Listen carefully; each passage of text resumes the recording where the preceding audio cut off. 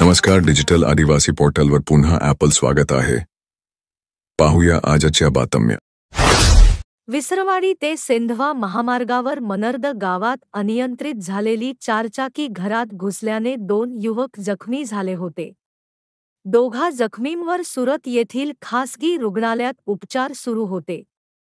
यातील राहुल कोळी, वय 30, याचा उपचारादरम्यान मृत्यू झाला. नंदुरबार येथील रेवा फाउंडेशनतर्फे 151 महिला कामगारांना साडींचे वाटप करण्यात आले. नंदुरबार शहरातील समता नगरात नळवा रोड परिसर व बाहेरपुरा भागातील महिला कामगारांना रेवा फाउंडेशनतर्फे कामगार महिलांसाठी साडी वाटप कार्यक्रम घेण्यात आला. यावेळी रेवा फाउंडेशनच्या अध्यक्षा डॉक्टर समिधा नटावदकर यांनी सामाजिक स्तरावर गरजू व होतकरू युवक, युवतींसह महिलांना केलेल्या कामाचा आढावा सांगितला. शहादा येथील न्यायालयाच्या आवारात वर्षभरापूर्वी घरफोडी करणाऱ्या चोरट्याला नंदुरबार स्थानिक गुन्हे शाखेच्या पथकाने अटक केली आहे. घरफोडीतील चोरी गेलेला मुद्देमाल विकून संशयिताने मिळालेले पैसे खर्च केले. तसेच सदर संशयितावर खेतिया, पानसेम, अमळनेर अशा विविध ठिकाणी गुन्हे दाखल असल्याची माहिती समोर आली आहे. वाहनाचा कट मारल्याच्या कारणावरून वाद झाल्याने एका वाहन चालकाला मारहाण करण्यात आली. म्हणून आमच्या गावाच्या वाहन चालकास का मारहाण केली? या कारणावरून कवली गावाजवळ 30 ते 40 जणांनी रास्ता रोको आंदोलन केले. धडगाम तालुक्यात मुसळधार पाऊस सुरू आहे.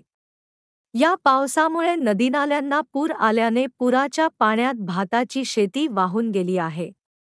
सुमारे 1.5 एकरातील पेरणी केलेला भात वाहून गेल्याची घटना केलापाणी येथे घडली असून शेतकऱ्यास नुकसानीचा फटका बसला आहे. शेतातून कृषीपंपाला जोडलेल्या केबल वायरी चोरट्यांनी चोरून नेल्याची घटना बामडोद येथे घडली. यात सुमारे 15,000चा केबल चोरीला गेले आहे. या प्रकरणी अनोळखीविरुद्ध नंदुरबार तालुका पोलीस ठाण्यात गुन्हा दाखल करण्यात आला आहे. नवापूर तालुक्यातील डोगेगाव येथील खेळाडू सुनील गावित हे 66 सुपरलीगमध्ये खेळणार आहेत.